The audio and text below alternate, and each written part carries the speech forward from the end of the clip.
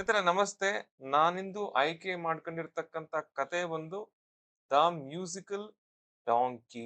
ಅಂದ್ರೆ ಮ್ಯೂಸಿಕಲ್ಲಿ ಸಂಗೀತದಲ್ಲಿ ವಿಶೇಷವಾದಂತ ಆಸಕ್ತಿ ಇದ್ದಂತ ಒಂದು ಕತ್ತೆಯ ಕತೆ ಸ್ನೇಹಿತರೆ.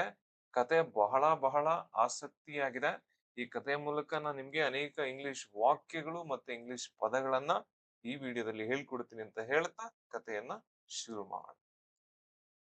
ಒನ್ಸ್ ಅಪಾನ್ ಅ ಟೈಮ್ ಅಂದ್ರೆ ಒಂದು ಕಾಲದಲ್ಲಿ ದೇರ್ ಲೀವ್ಡ್ ಅ ಡಾಂಕಿ, ಒಂದು ಕತ್ತೆ ವಾಸಿಸುತ್ತಿತ್ತು. ಎಲ್ಲಿ?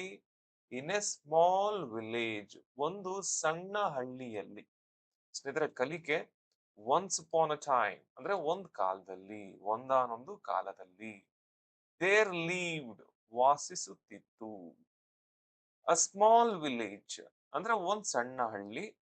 ಇನ್ ಹಾಕಿದ್ರೆ ಅರ್ಥ ಎಲ್ಲಿ, ಒಂದು ಸಣ್ಣ ಹಳ್ಳಿಯಲ್ಲಿ, ಇನ್ ಎ ಸ್ಮಾಲ್ ವಿಲೇಜ್. ಆ ಅಂದ್ರೆ ಸ್ನೇಹಿತರೆ ಒಂದು, ಡಾಂಕಿ ಸ್ಪೆಲ್ಲಿಂಗ್ ಅನ್ನ ನೆನ್ಪಿಟ್ಕೊಳ್ಳಿ, DONKEY ಅಂದ್ರೆ ಒಂದು ಕತ್ತೆ. ಓಕೆ. ಈ belong to a washerman. ಸ್ನೇಹಿತರೆ ಬಟ್ಟೆಗಳನ್ನ ಒಗಿತಾರಲ್ಲ, ಅವರಿಗೆ ಕನ್ನಡದಲ್ಲಿ ಅಗಸ ಅಂತೀವಿ, ಇಂಗ್ಲಿಷ್ ಅಲ್ಲಿ ಅವರನ್ನ ವಾಷರ್ ಮ್ಯಾನ್, ಬಟ್ಟೆಗಳನ್ನ ವಾಶ್ ಮಾಡುವಂತವ್ರು. ಅಂತ ಒಬ್ಬ ವ್ಯಕ್ತಿಗೆ ಈ ಕತ್ತೆ ಸೇರಿರುತ್ತೆ. ಇದಕ್ಕೆ ಸ್ನೇಹಿತರೆ ಇಂಗ್ಲಿಷ್ ನಲ್ಲಿ ಬಿಲಾಂಗ್ ಟು ಅಂತ ಕರೀತಾರೆ. Okay. And carried clothes every day. ಸ್ನೇಹಿತರೆ ಈ ಕತ್ತೆ ಒಬ್ಬ ಅಗಸನಿಗೆ ಸೇರಿತ್ತು. ಮತ್ತೆ ಪ್ರತಿದಿನ ಅದ್ರ ಡ್ಯೂಟಿ ಏನು ಅಂತಂದ್ರೆ ಆ ಅಗಸನ ಬಟ್ಟೆಗಳನ್ನ ಕ್ಯಾರಿ ಮಾಡತಕ್ಕಂಥದ್ದು, ಬಟ್ಟೆಗಳನ್ನ ಒತ್ಕೊಂಡು ಹೋಗುವಂತದ್ದು. ಸ್ನೇಹಿತರೆ very very important. Belong to ಅಂತಂದ್ರೆ ಸೇರಿತ್ತು. ಇಲ್ಲಿ ಹಿಡಿ ಇದೆ ಪಾಸ್ಟ್ ಟೆನ್ಸ್. ವಾಷರ್ ಮ್ಯಾನ್ ಅಂದ್ರೆ ಆಗ್ಲೇ ಹೇಳಿದೆ ಅಗಸ. ಕ್ಯಾರಿ ಎನ್ನುವುದು ಒತ್ಕೊಂಡು ಹೋಗುದು, ಹಿಡಿ ಇದೆ, ಇದು ಹಿಡಿವರೆಗೂ ವೀಟು, ಒತ್ತಿಕೊಂಡು ಹೋಗ್ತಿತ್ತು ಅಂತ ಅರ್ಥ.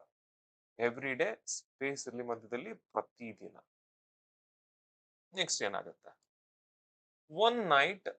ಸೊ ಇದು ಕತ್ತೆ ಜೀವನ, ಪ್ರತಿದಿನ ಬಟ್ಟೆಗಳನ್ನ ಹೊತ್ಕೊಂಡು ಹೋಗೋದು, ಹೊತ್ಕೊಂಡು ಬರೋದು. ಈತ ಅದಕ್ಕೆ ಆಹಾರ ಅದು ಇದು ಕೊಡ್ತಿರ್ತಾನೆ. ಒಂದಿನ ರಾತ್ರಿ ಸ್ನೇಹಿತರೆ, ಒನ್ ನೈಟ್ ದ ಡಾಂಕಿ, ಆ ಕತ್ತೆ ಮೆಟ್ ಭೇಟಿ ಮಾಡುತ್ತೆ ಆ jackal. Jackal very very important. ಸ್ನೇಹಿತರೆ ಒಂದಿನ ರಾತ್ರಿ ಏನಾಗುತ್ತೆ, ಕತ್ತೆ ಒಂದು ನರಿಯನ್ನ, ಒಂದು ಗುಳ್ಳೆ ನರಿಯನ್ನ ಭೇಟಿ ಮಾಡುತ್ತೆ. ಮಹಾಸಂಗಮ. ಕಲಿಕೆ ಒನ್ ನೈಟ್ ಅಂತಂದ್ರೆ ಒಂದು ರಾತ್ರಿ. ಮೆಟ್ ಅಂತ ಇದೆ ಸ್ನೇಹಿತರೆ. ಮೀಟ್ ಅಂತಂದ್ರೆ ನಿಮ್ಗೆ ಗೊತ್ತು, ಭೇಟಿ ಮಾಡೋದು. I will meet you tomorrow, ನಾಳೆ ನಾನಿನ್ನ ಭೇಟಿ ಮಾಡ್ತೀನಿ.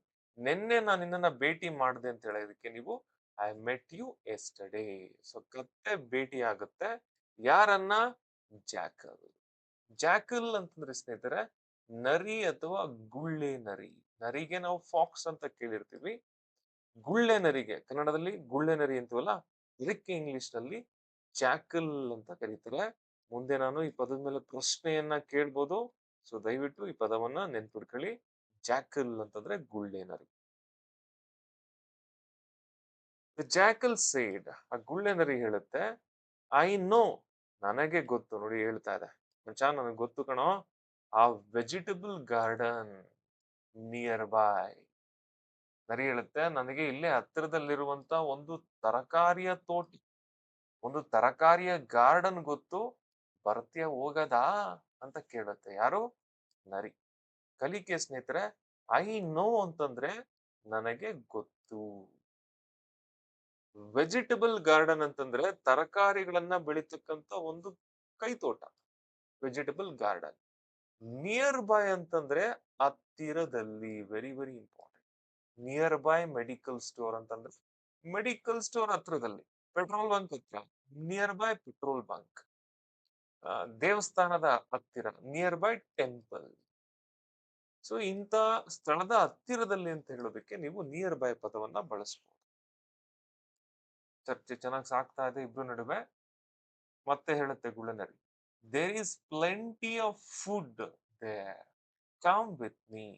ನೋಡ್ ಮಚ, ಅಲ್ಲಿ ಸಾಕಷ್ಟು ಯಥೇಚ್ಛವಾದ ಆಹಾರವಿದೆ, ತಿಂದು ತೇಗುವಷ್ಟು ತರಕಾರಿಗಳಿದೆ, ಬಾ ನನ್ ಜೊತೆ ಅಂತ ನರಿ ಕತ್ತೆಗೆ ಹೇಳ್ತಾ ಇದೆ.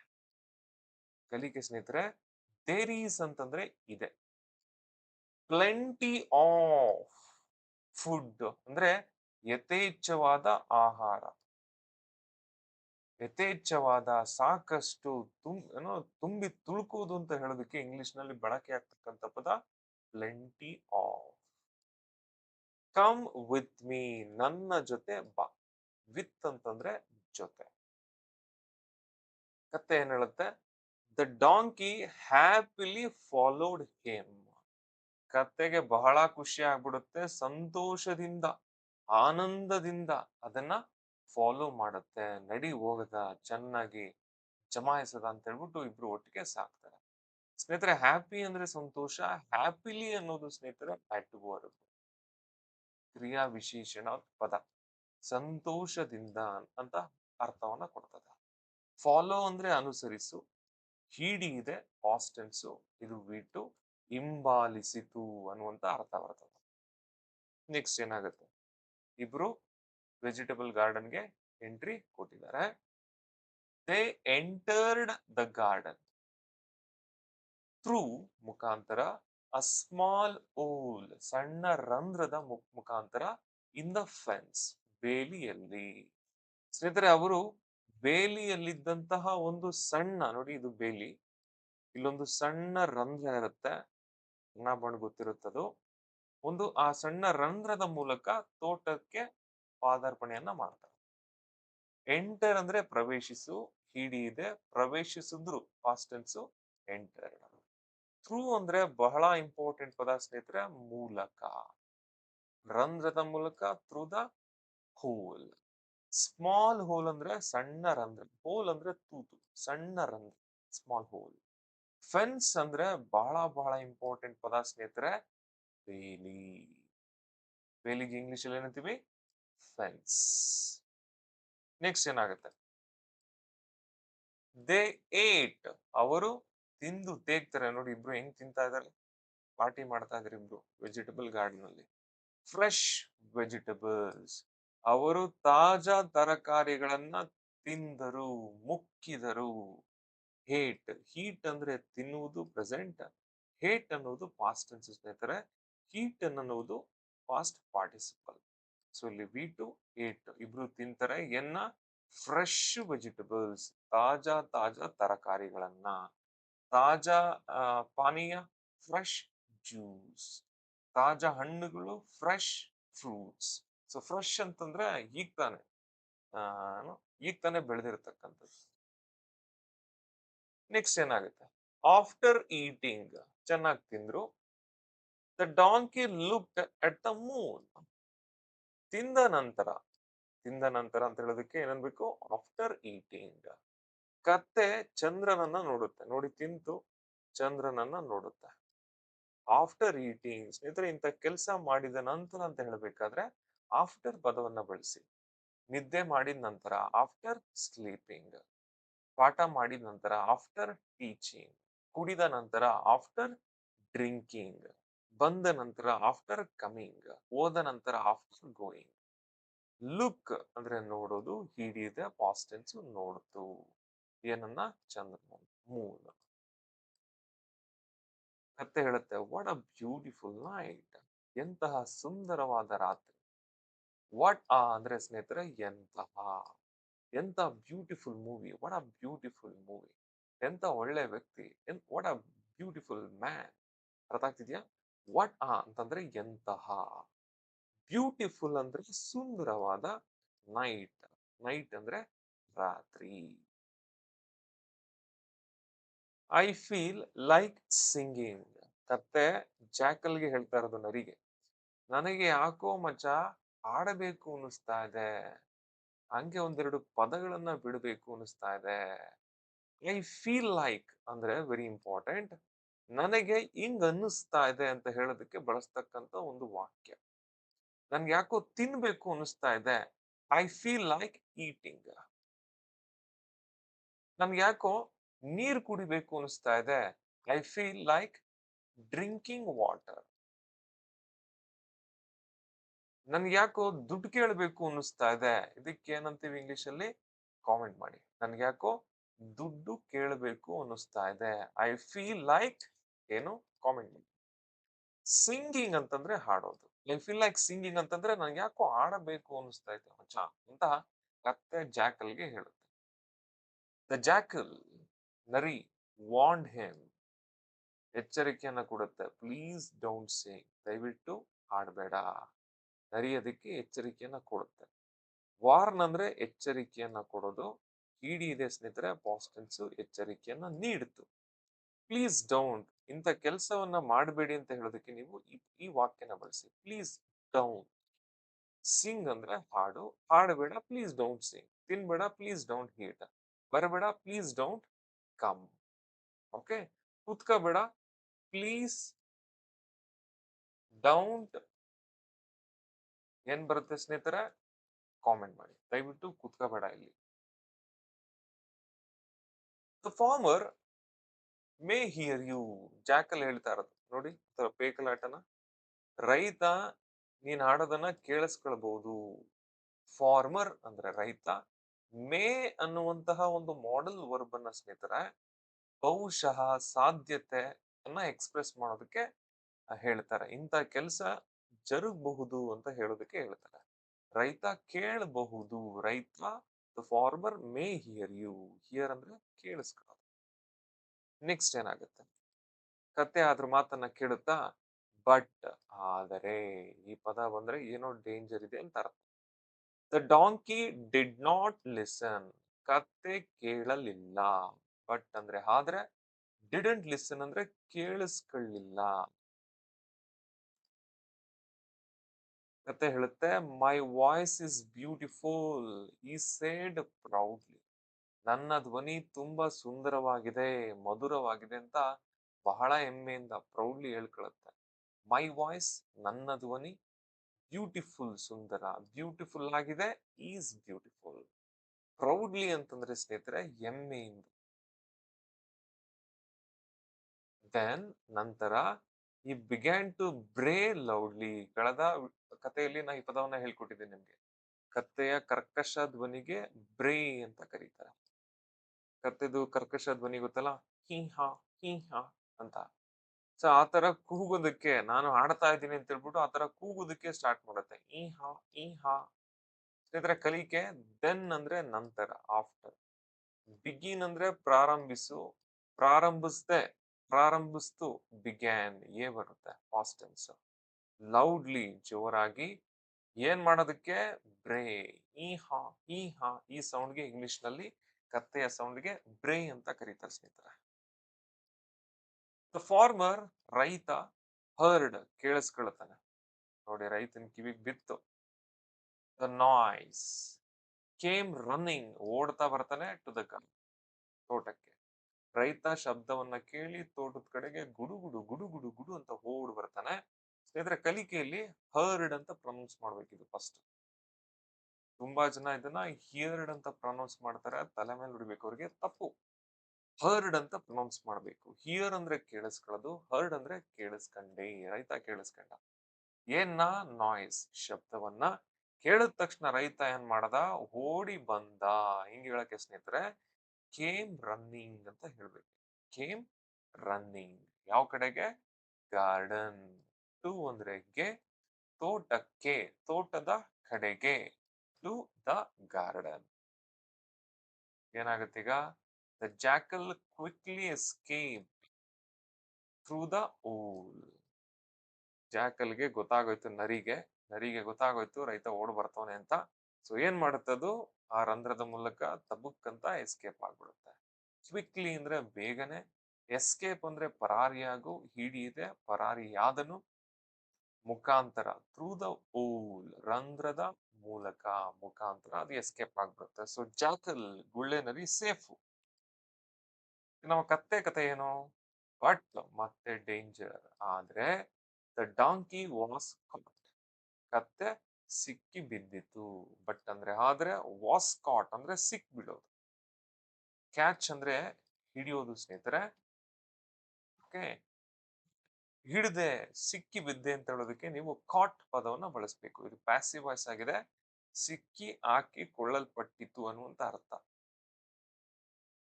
ನೆಕ್ಸ್ಟ್ ಏನಾಗುತ್ತೆ? The angry farmer beat him. ರೈತ ಸುಮ್ಮನೆ ಇರ್ತಾನ ಪಾಪ, ಕಷ್ಟಪಟ್ಟು ಬೆಳೆದಿದಂತ ಬೆಳೆ, ಅವನಿಗೆ ಬಹಳ ವಿಪರೀತವಾದ ಕೋಪ. ರೈತ ಕೋಪಗೊಂಡಿದ್ದ. The farmer was angry, right? ಆ ಕೋಪದಲ್ಲಿ ಅವನೇನ್ ಮಾಡ್ತಾನೆ? ಬೀಟ್. ಸ್ನೇಹಿತರೆ, ಬೀಟ್ ಅಂದ್ರೆ ಒಡಿ. ಇದ್ರದ್ದು ಪಾಸ್ಟ್ ಟೆನ್ಸು ಹಂಗೆ ಇರ್ತದೆ, ಬೀಟ್ ಅಂತಾನೆ ಹೇಳ್ತಾರೆ. ರೈತ ಹೊಡೆದ. V3 ಮಾತ್ರ ಇದ್ರದ್ದು ಚೇಂಜ್ ಆಗುತ್ತೆ, ಬೀಟ್. ಇವುಗಳನ್ನ ನೀವು ಹ್ಯಾವ್, ಹ್ಯಾಸ್ ಜೊತೆ, ಹ್ಯಾಡ್ ಜೊತೆ ಬಳಸ್ಬೇಕು, ಅದನ್ನ V3 ಅಂತ. ಸೊ ರೈತ ನೋಡಿ ಹೆಗ್ಗ ಮುಗ್ಗ ಬರಸ್ತಾ ಇದ್ದಾನೆ ಕತ್ತೆಗೆ. ಅಲ್ಲಿಗೆ ನಿಲ್ಲಿಸ್ತಾನ ರೈತ?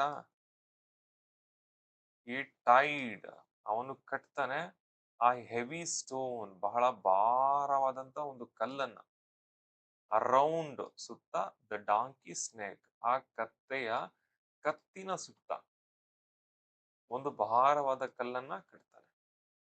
ಟೈ ಅಂದ್ರೆ ಸ್ನೇಹಿತರೆ ಕಟ್ಟು, ಹಿಡಿದೆ, ಟೈಡ್ ಕಟ್ಟಿದ. ಹೆವಿ ಅಂದ್ರೆ ಭಾರವಾದ, ಸ್ಟೋನ್ ಭಾರವಾದ ಕಲ್ಲು. ನೆಕ್ ಅಂದ್ರೆ ಕುತ್ತಿಗೆ.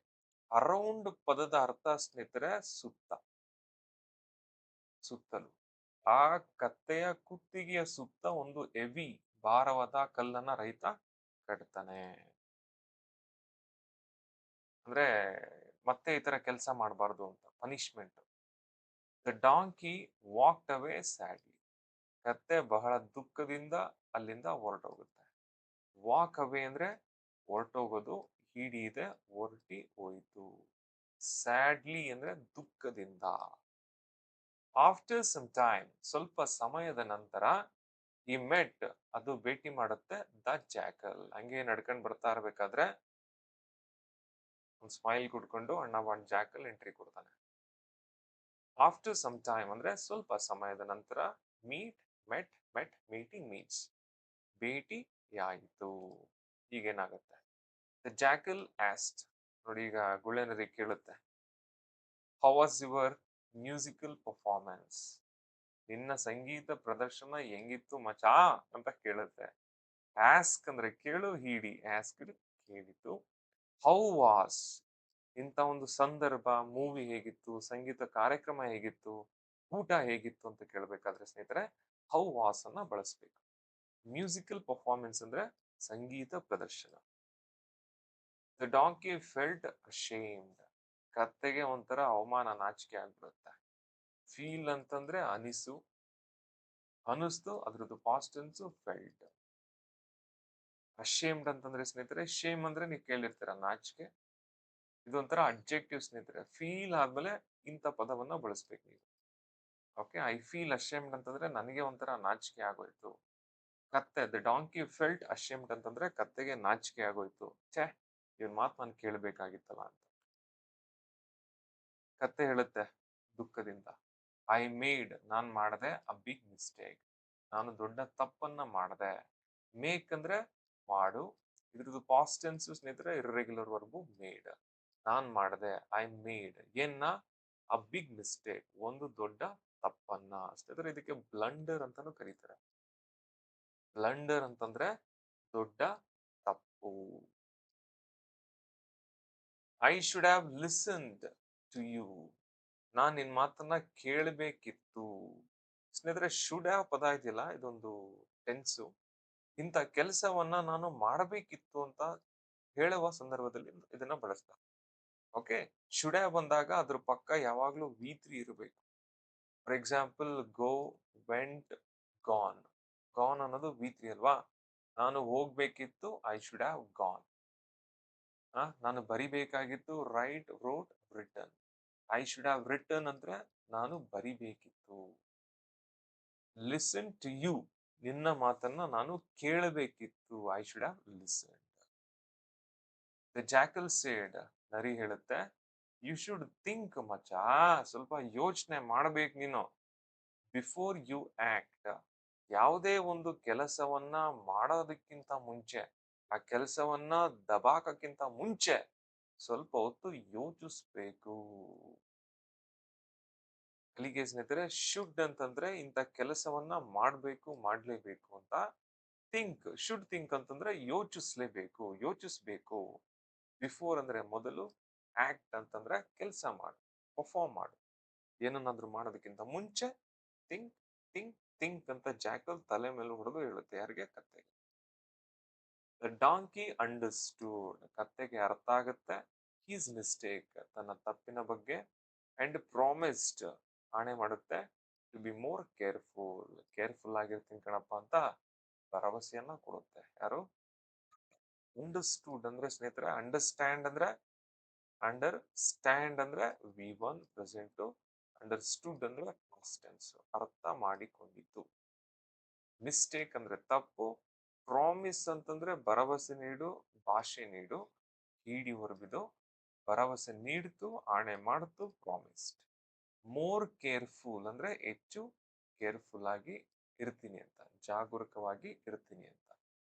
ಸ್ನೇಹಿತರೆ, ಕಥೆಯ ನೀತಿ ಪಾಠ ಏನಪ್ಪಾ ಅಂತ ಅಂದ್ರೆ, ಮಾರಲ್ ಆಫ್ ಸ್ಟೋರಿ, ಥಿಂಕ್. ಸ್ವಲ್ಪ ಯೋಚನೆ ಮಾಡಿ ಸ್ನೇಹಿತರೆ, ನಿಮ್ಮ ಲೈಫಲ್ಲಿ ಯಾವುದೇ ನಿರ್ಧಾರ ತೆಗೆದುಕೊಳ್ಳೋದಕ್ಕಿಂತ ಮುಂಚೆ, ಏನೇ ಒಂದು ಮಹತ್ವದ ಕಾರ್ಯವನ್ನ ನೀವು ಮಾಡೋದಕ್ಕಿಂತ ಮುಂಚೆ ಸ್ವಲ್ಪ ನಿಮ್ಮ ಬ್ರೈನ್ಗೆ ಕೆಲಸ ಥಿಂಕ್ ಬಿಫೋರ್ ಯು ಆಕ್ಟ್. ಕೆಲಸ ಮಾಡುವ ಮೊದಲು ಯೋಚಿಸಿ. ಥಿಂಕ್ ಅಂದ್ರೆ ಯೋಚಿಸು, ಬಿಫೋರ್ ಅಂದ್ರೆ ಮೊದಲು, ಆಕ್ಟ್ ಕೆಲಸ ಮಾಡು, ನಡೆದುಕೊಳ್ಳೋದು. ಸ್ನೇಹಿತರೆ, ಈಗ ಈ ಕಥೆಯನ್ನ ಆಧರಿಸಿ ಬಹಳ ಸಿಂಪಲ್ ಪ್ರಶ್ನೆ. ಗುಳ್ಳೆ ನರಿಗೆ, ನಮ್ಮ ಅಣ್ಣ ಬಾಂಡ್ಗೆ ಇಂಗ್ಲಿಷ್ ಅಲ್ಲಿ ಏನಂತ ಕರಿತೀವಿ? ವುಲ್ಫ್ ಅಂತ ಕರಿತೀವ, ಫಾಕ್ಸ್ ಅಂತ ಕರಿತೀವ, ಜಾಕಲ್ ಅಂತ ಕರಿತೀವ? ನಿಮ್ಮ ಉತ್ತರವನ್ನ ದಯವಿಟ್ಟು ತಪ್ಪದೆ ಕಾಮೆಂಟ್ ಮಾಡಿ ಸ್ನೇಹಿತರೆ. ನಿಮ್ಮ ಕಾಮೆಂಟ್ಗಳೇ ನನಗೆ ಇನ್ಸ್ಪಿರೇಷನ್. ನಿಮ್ಮ ಕಾಮೆಂಟ್ಗಳು ಹೆಚ್ಚು ಹೆಚ್ಚು ಇನ್ನೂ ಹೆಚ್ಚು ಹೆಚ್ಚು ಒಳ್ಳೊಳ್ಳೆ ಕಥೆಗಳ ವಿಡಿಯೋಗಳನ್ನ ಮಾಡಬೇಕು ಅಂತ ನನಗೆ ಇನ್ಸ್ಪೈರ್ ಮಾಡುತ್ತೆ. ಕಾಮೆಂಟ್ ಅಲ್ಲಿ ಕೆಲವರು ಥ್ಯಾಂಕ್ ಯು ಸರ್, ತುಂಬಾ ಹೆಲ್ಪ್ ಆಗ್ತಾ ಇದೆ ಸರ್, ನಮ್ಮ ಇಂಗ್ಲಿಷ್ ವೊಕ್ಯಾಬುಲರಿ, ಇಂಗ್ಲಿಷ್ ಲ್ಯಾಂಗ್ವೇಜ್ ತುಂಬಾ ಹೆಲ್ಪ್ ಆಗ್ತಾ ಇದೆ ಅಂದಾಗ ನಾನು ಮಾಡ್ತಾ ಇರೋ ಕೆಲಸಕ್ಕೆ ಒಂದು ರೀತಿ ತೃಪ್ತಿ ಸಿಗುತ್ತೆ ಸ್ನೇಹಿತರೆ. ಸೊ ಕಾಮೆಂಟ್ ಅಲ್ಲಿ ನಿಮ್ಮ ಅಭಿಪ್ರಾಯಗಳನ್ನ, ನಿಮ್ಮ ಉತ್ತರಗಳನ್ನ, ನಿಮ್ಮ ಕೃತಜ್ಞತೆಗಳನ್ನ ದಯವಿಟ್ಟು ತಿಳಿಸಿ. ಸ್ನೇಹಿತರೆ, ನೆಕ್ಸ್ಟ್ ಕತೆ 17. ಯಾವ ಕತೆ ನಿಮಗೆ ಬೇಕು ಅನ್ನೋದನ್ನು ಕೂಡ ನೀವು ಕಾಮೆಂಟ್ ಅಲ್ಲಿ ಹಾಕಿ. ಖಂಡಿತ ಆ ಕಥೆಯ ಮೇಲೆ ನಾನು ವಿಡಿಯೋವನ್ನ ಮಾಡ್ತೇನೆ. ಮಾಡೋದ್ರ ಮೂಲಕ ನಿಮ್ಗೆ ಹೊಸ ಹೊಸ ಇಂಗ್ಲಿಷ್ ಪದಗಳು, ಹೊಸ ಹೊಸ ಇಂಗ್ಲಿಷ್ ವಾಕ್ಯಗಳನ್ನ ಟಕ್ ಅಂತ ಹೇಳ್ಕೊಡ್ತೀನಿ ಸ್ನೇಹಿತರೆ. ನಿಮ್ಗೆ ಏನಾದ್ರು ಆನ್ಲೈನ್ ತರಗತಿಗಳು ಬೇಕಿದ್ರೆ, ಇಂಟರಾಕ್ಷನ್ ಮೂಲಕ ಏನೋ ಇಂಟರಾಕ್ಷನ್ ಮೂಲಕ, ಚರ್ಚೆ ಮೂಲಕ, ನನ್ನ ಮೂಲಕ ನೀವು ಇಂಗ್ಲಿಷ್ ಅನ್ನ ಕನ್ನಡದ ಮೂಲಕ ಕಲಿಬೇಕು ಅಂತಿದ್ರೆ, ನನ್ನ ಹೆಸರು ಸಂತೋಷ್ ಅಂತ, ನಮ್ಮರಿಗೆ ಒಂದು ಕಾಲ್ ಮಾಡಿ, ಇಲ್ಲ ಅಂತಂದ್ರೆ ವಾಟ್ಸಪ್ ಅಲ್ಲಿ ಹಾಯ್ ಸರ್ ಅಂತ ಒಂದು ಮೆಸೇಜ್ ಅನ್ನ ಹಾಕಿ ಕೋರ್ಸ್ ಬಗ್ಗೆ ನಾನು ನಿಮ್ಗೆ ಕಂಪ್ಲೀಟ್ ಡೀಟೇಲ್ಸ್ ಅನ್ನ ಶೇರ್ ಮಾಡ್ತೇನೆ. ಮತ್ತೆ ಕಾಮೆಂಟ್ ಅಲ್ಲಿ ನಿಮ್ಮ ಉತ್ತರವನ್ನ, ನಿಮ್ಮ ಅಭಿಪ್ರಾಯಗಳನ್ನ ಹಂಚ್ಕೊಳ್ಳೋದನ್ನ ಮರಿಬೇಡಿ ಅಂತ ಹೇಳ್ತಾ, ಧನ್ಯವಾದಗಳು ಸ್ನೇಹಿತರೆ.